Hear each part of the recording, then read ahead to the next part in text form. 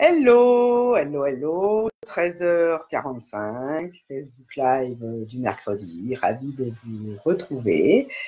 Alors, tout d'abord, j'espère que ça va bien fonctionner. Je vous explique pourquoi. Ça me permet d'attendre que tout le monde puisse se connecter, de vous raconter ça. Ce matin, j'ai fait 2 lives, comme chaque mercredi matin également, sur un groupe secret. D'habitude, ça fonctionne très très bien. Et ce matin, j'ai eu la surprise de me rendre compte, alors pas pour ceux qui étaient en direct, mais vous allez comprendre où je veux en venir, j'ai eu la surprise de me rendre compte qu'une fois la vidéo terminée, elle restait en sera bientôt disponible et que lorsque les gens souhaitaient la regarder, il se passait quelque chose de tout à fait curieux. Elle était tronquée de tout le début. Et il restait les quelques dernières minutes uniquement en ligne. Donc, pour ceux qui sont là, n'hésitez pas à me dire en direct si ça se passe bien. Je vois un pouce, ça c'est super. Ça me permet de valider. Et est-ce qu'on m'entend? Est-ce qu'on me voit bien? Est-ce que les deux sont bons? Faites-moi un pouce ou un cœur. Un pouce si vous avez juste l'un ou l'autre. Et un cœur, par exemple, si vous avez bien les deux. Son et image. Je vois 2 cœurs. Donc, j'ai bien son et image. C'est parfait. Donc, j'espère qu'en replay, ça fonctionnera aussi bien. Donc, si certains d'entre vous regardent ça en replay et que ça fonctionne, vous n'hésiterez pas à mettre un petit hashtag replay ou juste que vous avez regardé en replay. Je referai cette annonce, j'espère y penser à la fin de ce live pour valider que les gens, parce que s'ils ne voient pas le début, ils ne pourront pas me répondre à ce propos. Donc, pour valider en fin de live que ceux qui le voient en replay ont bien eu l'intégralité de la vidéo. Bien, ça c'était le premier point sur lequel je souhaitais revenir. C'est fait. Alors, maintenant, j'ai bien entendu quelques explications à propos de ces désagréments facebookiens. Il ne m'arrête pas le progrès. Je sais que, enfin moi je sais, pas moi personnellement, mais en interne, super Séverine, donc tu m'entends bien. Un cœur bleu en plus, c'est le code couleur de Mars, j'adore. Merci de ton retour.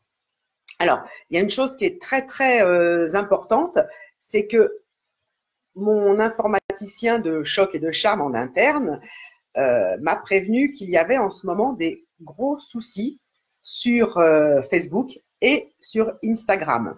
Alors, pour ceux qui travaillent beaucoup avec ces 2 réseaux, ne vous étonnez pas si vous avez moins de visibilité en ce moment. Ne vous étonnez pas si certaines de vos publications programmées, vous les voyez toujours en programmé malgré l'heure passée, l'heure et la date, et qu'elles ne soient pas publiées. C'est pas normal, mais c'est cohérent avec les soucis sur ces 2 réseaux, Facebook et Instagram. Ça, je m'en suis rendu compte même toute seule, puisque je fonctionne beaucoup avec les publications programmées pour gagner du temps, et certaines traînaient toujours en publications programmées, mais n'avaient pas été publiées. Donc, à la main, il a fallu revenir sur certaines. Donc, vérifiez vos publications, vérifiez vos posts, vérifiez si vous mettez des hashtags, s'ils fonctionnent, et ne vous étonnez pas. Bon, petit à petit, ça va revenir à la normale, mais soyez vigilants.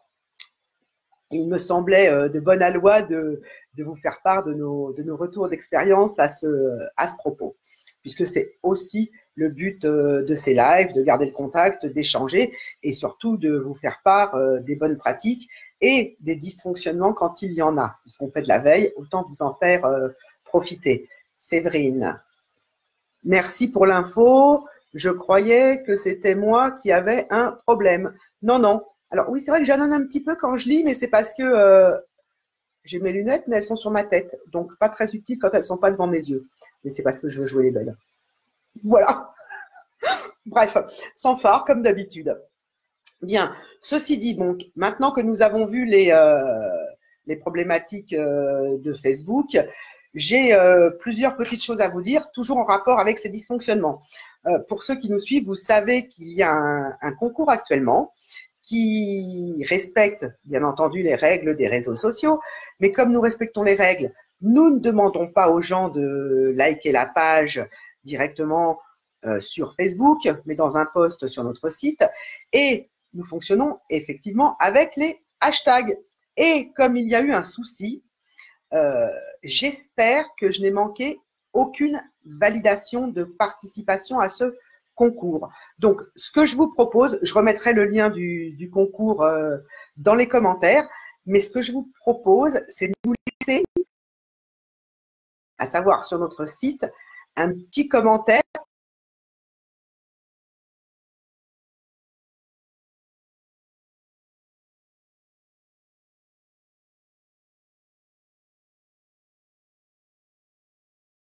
Mais moi, j'ai mon écran qui me dit tentative de reconnexion.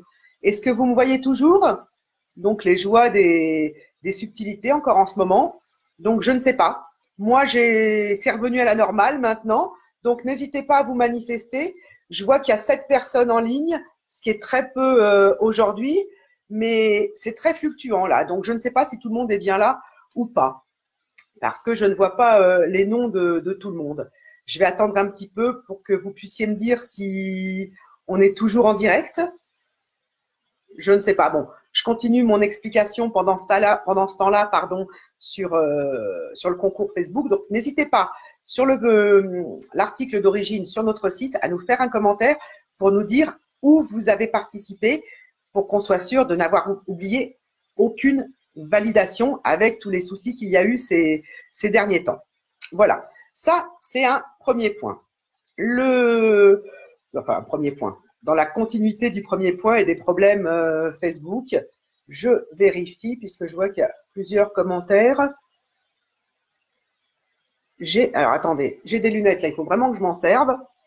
J'ai des coupures et des glitches d'affichage, mais sinon, ça va. Donc, on m'entend toujours et on me voit toujours. Donc, les joies du progrès. Là, effectivement, c'est indépendant, comme on dit, de notre volonté. Ce sont les joies de Facebook, mais Facebook qu'on aime quand même, puisqu'on est bien content de le retrouver. Hein. Bien, donc, les problématiques Facebook, les hashtags, le concours, c'est bon. D'autre part, sur Instagram, effectivement, il y a aussi quelques petits soucis. Donc, n'hésitez pas, encore une fois, à être vigilant. D'autre part, il y a autre chose sur lequel je voulais revenir, c'est le Black Friday. Je suis la première à dire qu'il faut se servir des événements du calendrier pour faire vivre son entreprise, pour se donner de la visibilité, pour mieux échanger avec ses contacts, ses suspects, ses prospects, ses clients. Mais alors, je voudrais faire une aparté sur le Black Friday. Black Friday. En anglais, le vendredi noir. Bon, je ne vais pas rentrer dans les débats du pourquoi, du comment ce nom, mais simplement, au départ, c'était une bonne idée, c'était une journée où vous pouviez faire des bonnes affaires.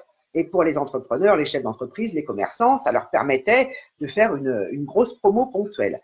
Maintenant, le Black Friday, j'ai presque envie de vous dire que ça commence à me casser les pieds. Productif. C'est plus une journée, c'est une semaine, voire un peu plus.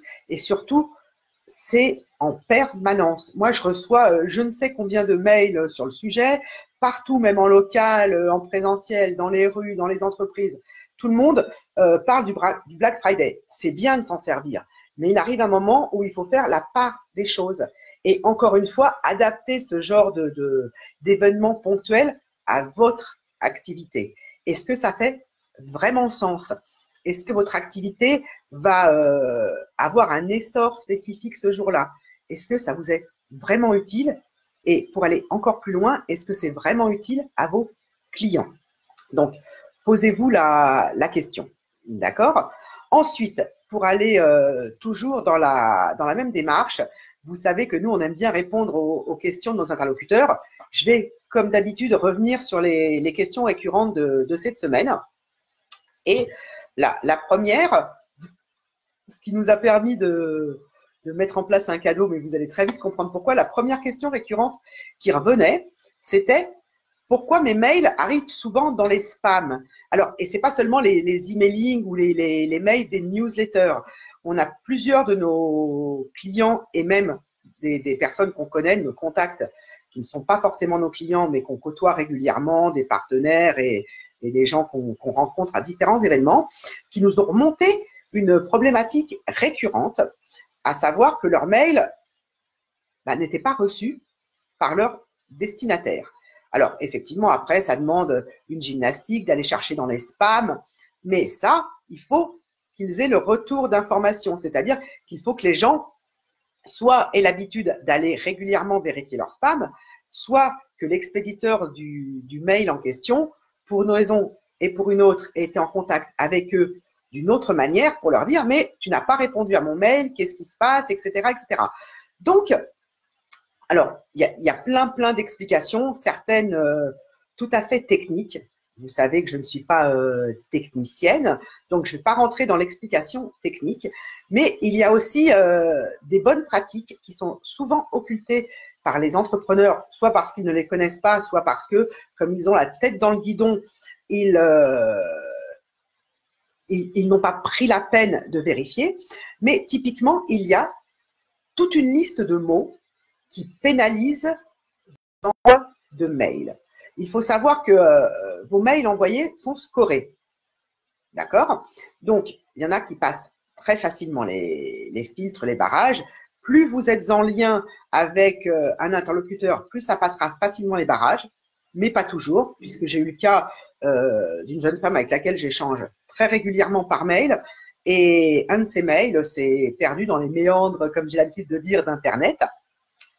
Et chez Mars, on appelle ça l'informagique. Il y a l'informatique et nous, il y a l'informagique. Donc, pour répondre de manière plus globale à cette question et pour vous donner les bonnes pratiques, puisqu'on est encore toujours sur l'échange de valeurs, de conseils, d'astuces, nous avons créé toute une liste qui n'est pas forcément exhaustive, mais déjà, vous verrez, il y a beaucoup de mots qui peuvent, mis bout à bout les uns des autres, pénaliser vos envois de mails. Et au-delà de cette liste de mots, on vous a, enfin je dis on, c'est pas moi, c'est notre informagicien. Coucou Raphaël, si tu m'entends, oui, tu es en ligne. Donc c'est lui, c'est notre informagicien, comme nous aimons à l'appeler, qui vous a concocté un mini-guide de bonnes pratiques et de choses à mettre en place sur votre gestionnaire de mail pour éviter ce genre de désagrément. Donc, c'est sous forme de cadeau. Je vous mettrai le lien également en dessous de cette vidéo dans les commentaires. Donc, n'hésitez pas à aller y faire un tour. Pour le moment, vous ne le trouverez pas en direct sur ce mail, donc servez-vous bien du lien en dessous. Ensuite, la deuxième question, j'ai toujours mon petit cahier, hein, on ne change pas les bonnes habitudes.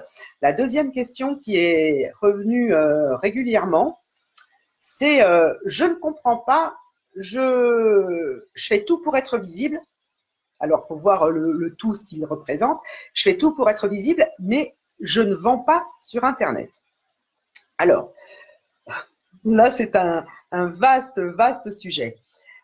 Je vais faire une distinction entre la visibilité et la vente de vos services, produits, offres, etc. Ce sont deux choses différentes. Oui, plus vous allez être visible, plus vous ferez de ventes. C'est mathématique. Hein. Vous pouvez avoir, comme je le dis souvent, le meilleur produit ou la meilleure offre de service du monde. Si les gens ne sont pas au courant, si les gens ne la voient pas, si les gens ne la connaissent pas, vous ne ferez pas de vente. Il n'y a pas de mystère. Hein. Mais la visibilité ne fait pas tout. Alors, c'est vraiment un vaste sujet.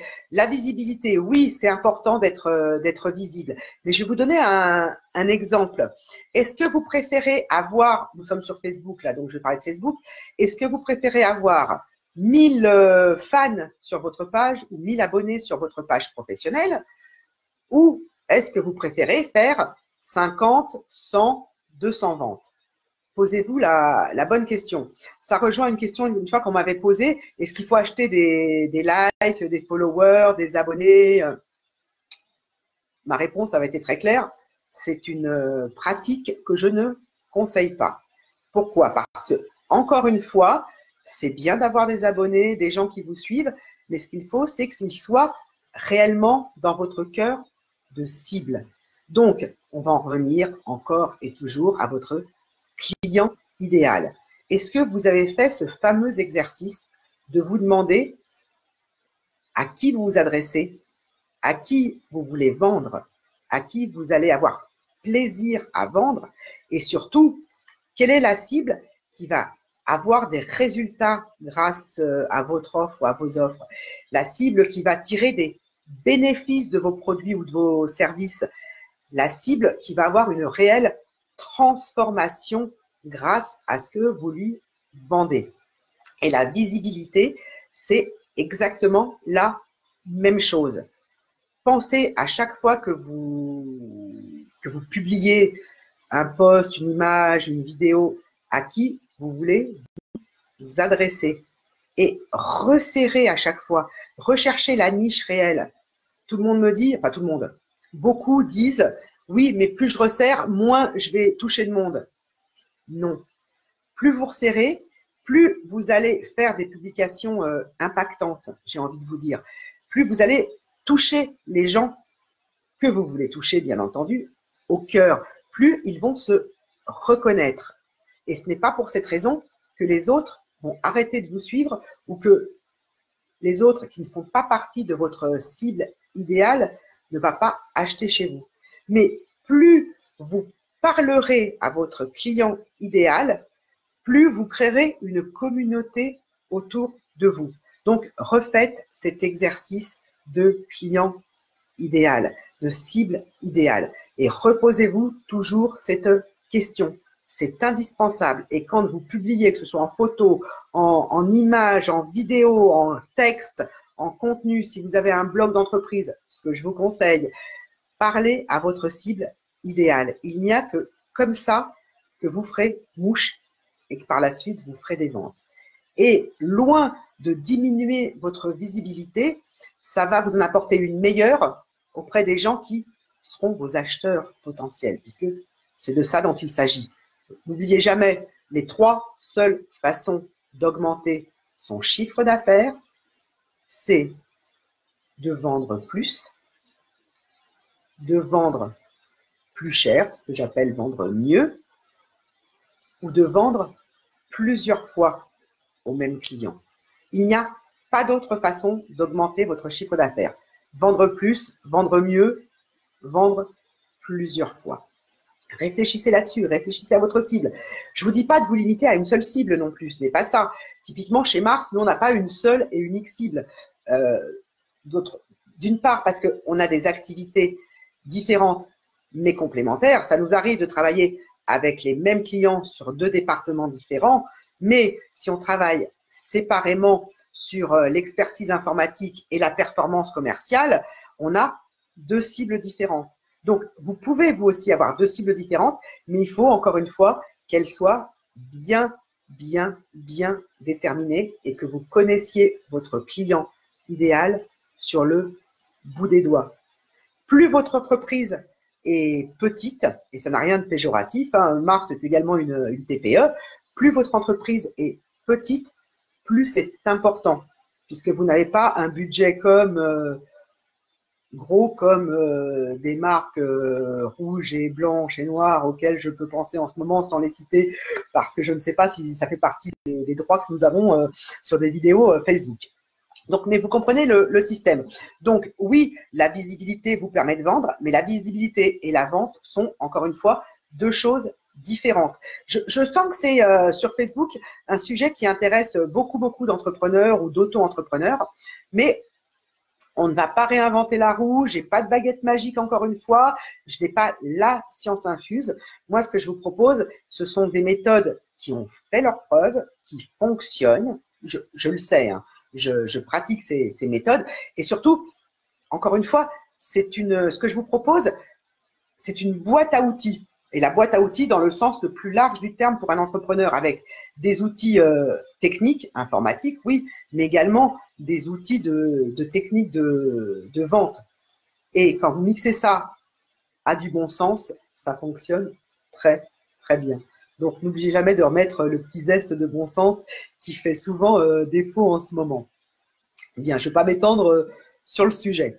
Ensuite, qu'est-ce qu'on avait d'autre? Oui, donc ça m'a fait rire parce que l'histoire du cadeau dont je vous ai parlé avec la liste des mots qui pénalisent vos mails.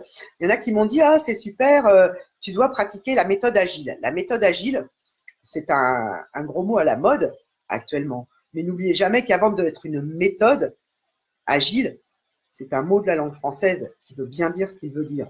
Et nous, ça fait très très longtemps qu'on bosse avec agilité. Parce que quand on est chef d'entreprise, quand on travaille dans une entreprise en ayant des clients dans le service, il faut savoir agir, réagir, être force de proposition et être à l'écoute des besoins de votre cible. Donc, l'agilité, ça m'a fait super plaisir quand on m'en a parlé, mais c'est normal dans notre business. Voilà. Et ça doit l'être chez vous aussi.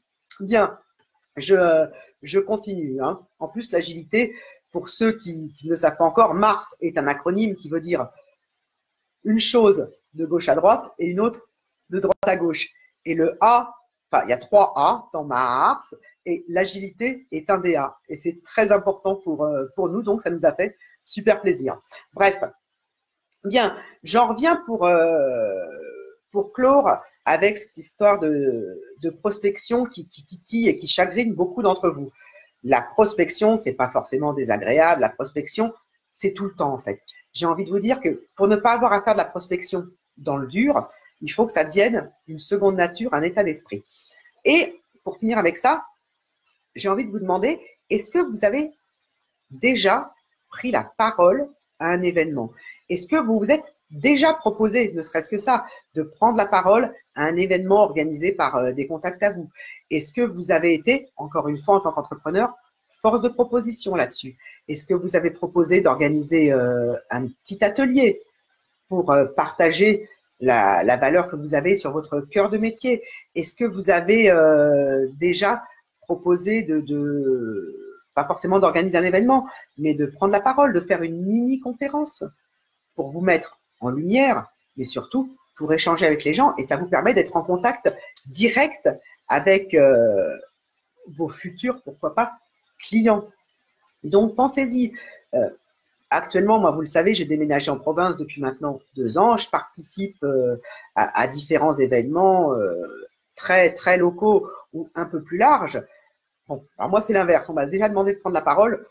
C'était pas à l'ordre du jour parce que je travaillais sur autre chose sur le fond, mais j'y songe de plus en plus parce qu'à force qu'on me repose la question, j'ai la chance qu'on vienne me solliciter, mais je vais le faire. Et même quand il y a un des exercices de présentation où tous les participants en général se présentent en one-to-one, mais il arrive de temps en temps qu'on vous demande de vous présenter, de présenter votre activité, vos offres, ce que vous apportez devant toute la salle. Donc, apprenez à le faire. On reviendra sur le pitch parfait, qu'il soit en élévateur pitch de 30 secondes à 60 secondes, ou alors 2 minutes, 5 minutes, 10 minutes, enfin bon, et ou une présentation plus large. Mais pensez-y, soyez force de proposition et proposez-vous. Proposez d'apporter votre petite pierre à l'édifice. C'est important également. Bien. Ensuite, il y a quelque chose d'important. On m'en a parlé depuis que je fais ces lives du mercredi. Parce qu'il y a des gens qui n'ont pas forcément le temps de regarder les lives, mais qui les écoutent en fait, qui branchent leur téléphone pendant qu'ils sont en voiture souvent, et au moins ils écoutent, parce que j'espère bien, et ça m'a fait plaisir qu'ils me disent qu'ils ne le faisaient pas, ils ne regardent pas en voiture, mais ils écoutent. Donc pensez à enregistrer des vidéos de vous, ou des podcasts, c'est de plus en plus à la mode, les podcasts, ça le vend en poupe, ça permet à vos auditeurs d'apprendre à mieux vous connaître, de récupérer de l'info, d'entendre parler de vous, d'entendre parler de vos offres. Donc, n'hésitez pas à faire une vidéo si vous voulez, et elle fait double usage. Hein. Elle peut à la fois servir de support audio ou de support visuel pour ceux qui ont un petit peu plus de temps. Faites une vidéo de présentation de vous, et de vous en tant que personne. Hein. Les gens, on l'a remarqué très souvent, adorent savoir à qui ils s'adressent, adorent savoir qu'il y a derrière le nom d'une entreprise. Donc, n'hésitez pas à parler de vous, à montrer votre bobine. Alors, c'est quelque chose que j'ai beaucoup de mal à faire. Je sais que quand je dis que je suis timide, ça surprend toujours les gens. J'en ai encore discuté la semaine dernière. Mais je m'en suis rendu compte. Moi, j'avais pas l'habitude de montrer ma tête, de me mettre en avant, parce que souvent, je travaille dans l'ombre. j'accompagne mes clients, je les conseille, j'interviens au cœur même de leur entreprise, avec leurs commerciaux, avec l'organisation, la direction, etc. Alors, mes clients le savent, mais les autres qui ne sont pas encore vos clients ont besoin de savoir à qui ils ont affaire. Parce que pensez toujours que vous n'êtes pas le seul à vendre votre produit ou votre service, sauf si vous avez effectivement une idée de génie complètement innovante. Mais elle sera encore plus difficile à vendre. Mais ça, on en reparlera peut-être une prochaine fois. Donc, ce qui va faire la différence entre votre offre, votre produit, c'est vous. Repensez à mon histoire de boulanger. Hein. Vous pouvez avoir 4 boulangers sur la même place. Pourquoi vous avez choisi d'aller chez l'un plutôt que chez l'autre? Alors qu'ils font tous du pain, ils font tous des gâteaux, ils font tous ceci, cela, des chocolats en période de Noël, etc. Donc, c'est vous qui allez, encore une fois, faire la différence. Donc, pensez une vidéo de présentation de vous.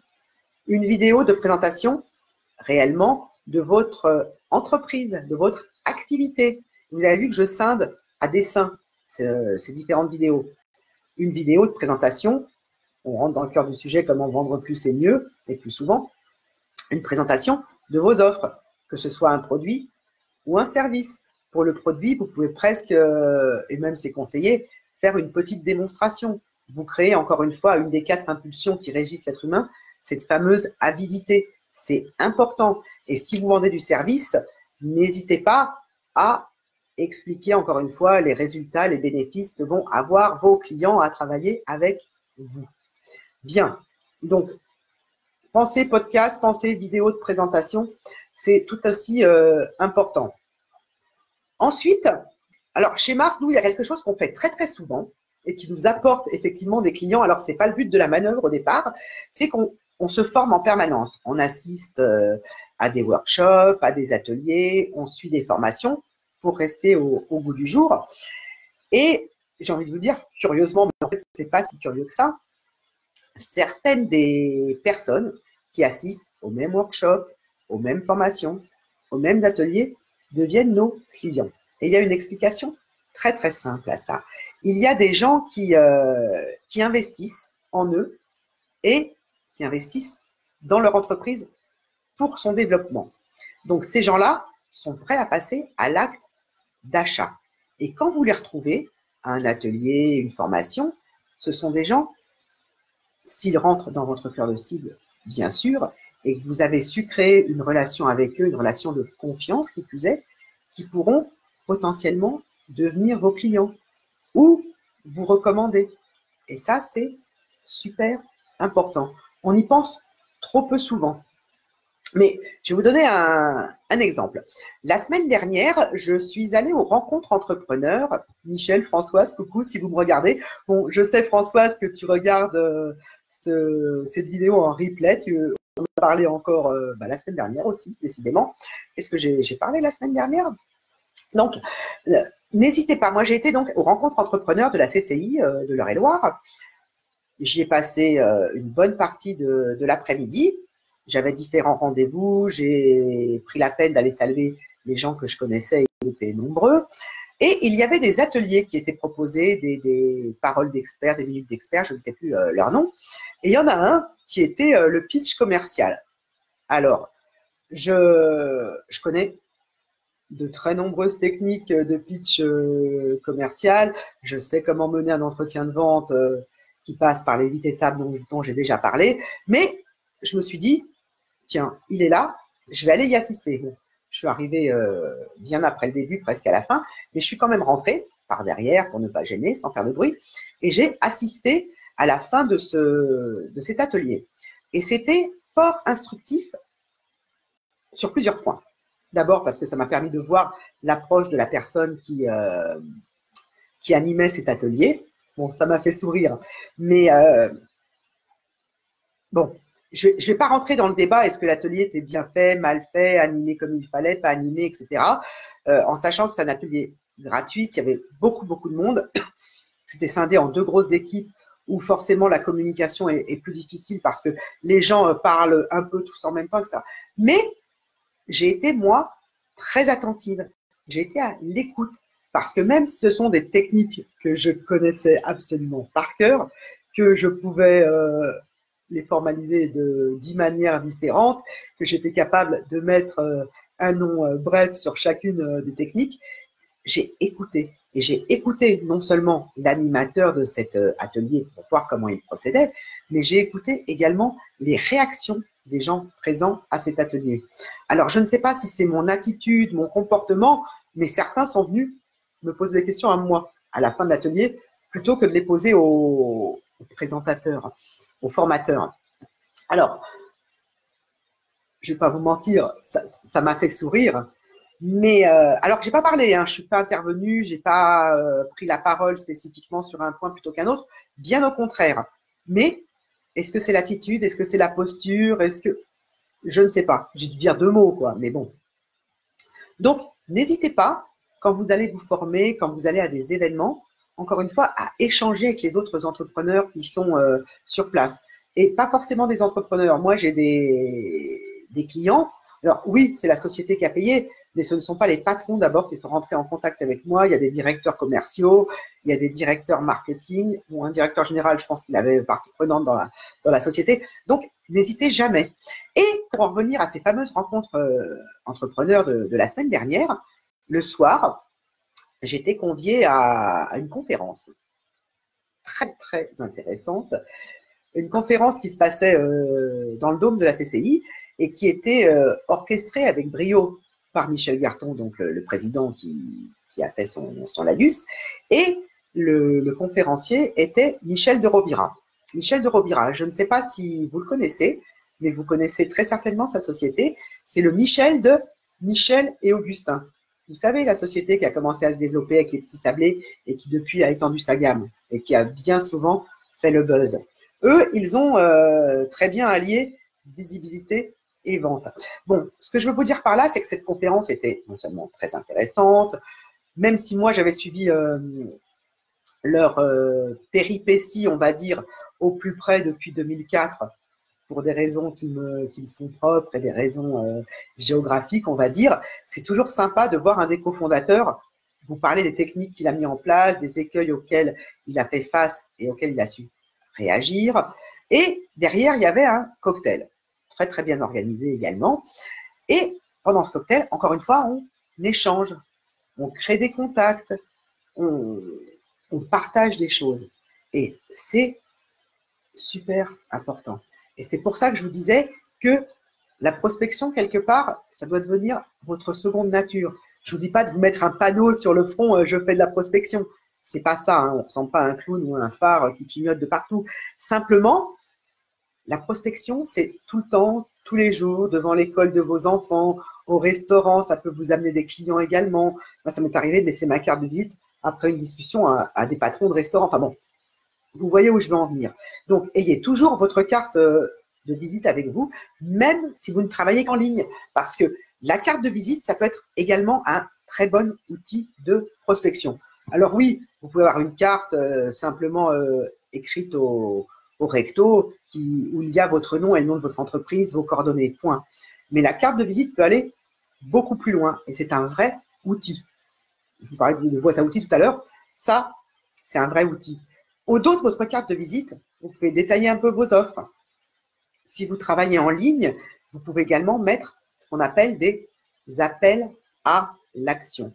Ça veut dire quoi? Ça veut dire qu'au dos, si vous travaillez en ligne, vous devez avoir des cadeaux gratuits à offrir, vous devez avoir des e-books à partager, des articles de blog que vous avez envie que vos lecteurs aillent voir. Vous pouvez proposer des premiers rendez-vous gratuits si vous faites des ateliers, si vous êtes dans le domaine du bien-être, vous pouvez offrir une réduction. Donc, profitez du dos de votre carte de visite pour impliquer la personne à qui vous remettez votre carte. Non, ce n'est pas un flyer, donc vous n'allez pas la distribuer à tout vent. Mais une fois que vous avez établi un premier contact, votre interlocuteur va se rappeler de vous, je l'espère. Et en plus, vous allez lui donner votre carte de visite en insistant sur le fait qu'il doit la retourner et vous l'impliquez pour qu'il aille faire quelque chose. Donc, réfléchissez quand vous avez vos cartes de visite à ce que vous voulez que votre interlocuteur à qui vous venez de la donner, réfléchissez à ce que vous voulez qu'il fasse. mettez-le sur le bon chemin. Parce que bien souvent, si vous ne dites pas à quelqu'un ce qu'il doit faire, il ne le fera pas. C'est pas qu'il ne veut pas, c'est juste qu'il n'y pense pas. Donc, j'insiste là-dessus, même si vous travaillez uniquement en ligne, pensez carte de visite. Et j'ai pas une société qui fait d'impression de carte de visite, hein. D'autres le font certainement beaucoup mieux que moi. Je peux vous donner à la limite des tuyaux pour savoir quoi mettre, comment la présenter pour qu'elle impacte plus. Alors moi, je suis pour la sobriété, mais la sobriété avec un petit truc qui fait réagir, parce que c'est le but de la manœuvre aussi. Donc, pensez carte de visite, c'est très, très, très important. Voilà. Il est déjà très tard ou je rêve? Alors, attendez, je remets mes lunettes. Non, non, je ne rêve pas. Je vous ai pas dit tout ce que je voulais vous dire. Il y a un point sur lequel je vais revenir, comme je vous l'avais dit au début du live. Mais avant ça, j'avais demandé la semaine dernière si vous préfériez qu'on reste sur 13h45 ou qu'on passe sur 14h, puisque beaucoup m'avaient dit qu'ils ne prenaient le live qu'en cours de route. Comme je n'ai eu aucun retour sur l'heure, bon, en même temps, je préfère que vous me fassiez des retours sur des choses plus importantes qu'un simple horaire. Mais vous l'avez vu, comme je n'ai pas eu de retour sur l'heure, je suis restée à la même heure. Mais vous n'hésitez pas à réagir comme d'habitude et je continuerai à répondre à vos questions, bien entendu.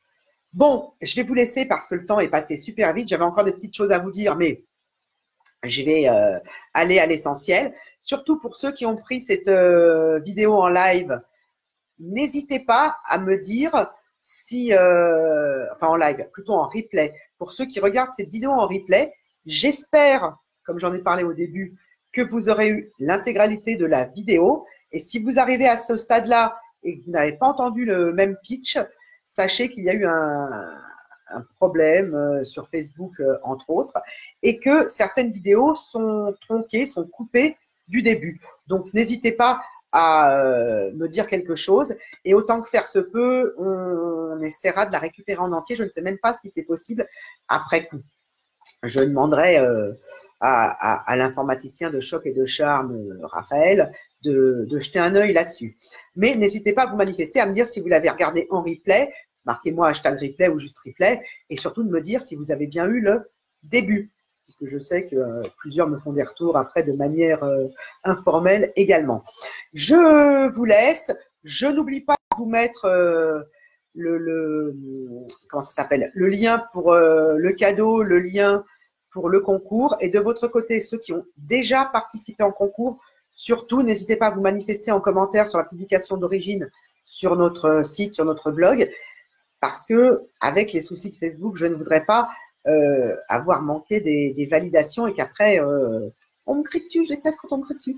Bref, je vous souhaite une très très belle semaine. Appliquez les bonnes techniques, appliquez les bonnes méthodes, servez-vous des bons outils. N'hésitez pas, encore une fois, à échanger avec nous, on adore ça.